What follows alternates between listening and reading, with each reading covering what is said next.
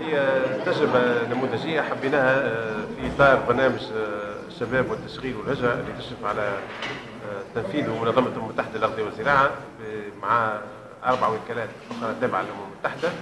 حبينا من خلال التجربة هذه نهتم بشريحة خصوصية من الشباب اللي هي المساجين للمساعدة على إعادة إدماجهم في الحياة الاجتماعية والاقتصادية بعد إن شاء الله على إتمام العقوبة بتاعهم أو الإفراج عليهم.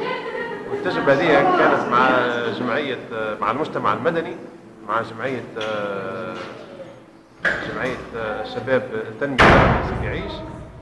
تم تكوين خلالها 50 يعني سجين، 40 شاب و9 فتيات في مجالات فلاحية اللي تتناسب مع قدراتهم المالية ربما، اللي شملت خاصة تربية الأرانب، تربية الدواجن وتربية السمان.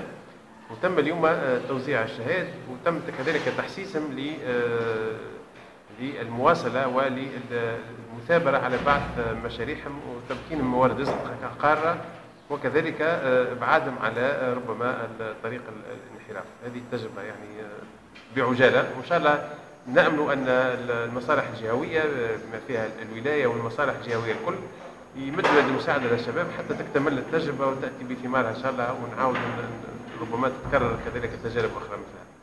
شكرا. مشروع تأهيل المساجين للاندماج في الحياة الاجتماعية والاقتصادية انطلق ديسمبر 2012، واليوم عملنا الاختتام بتاع المشروع وقدمنا لهم الشهادة التكوين اللي متمثلة هي شهادة التكوين في اختصاص تربية الدجاج والأرانب والسمان.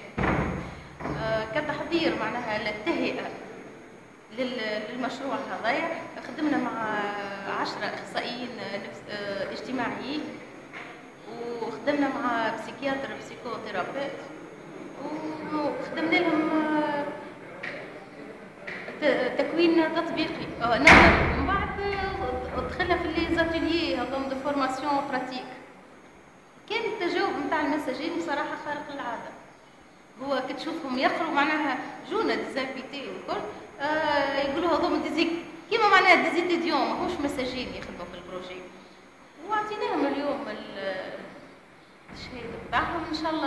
ان شاء الله ربي يفرج عليهم على قريب. واصلا هم المده نتاعهم كلها مازال لهم شهر شهرين هكاك 4 أشهر، وان شاء الله يتحصلوا لهم على تمويل. احنا كجمعيه باش نكونوا كفاسيليتاتور ما بين المساجين هذوما واللي باير دو فون، وان شاء الله خاطر هم عندهم تحسهم عندهم عزيمه، عندهم اراده باش يبعثوا المشاريع الخاصه بتاعهم. وديجا هما اختاروا فيهم الاختار، يقول لك انا نحب نعمل ارانب، انا نحب نعمل دجاج، انا نحب نعمل سمان. كل واحد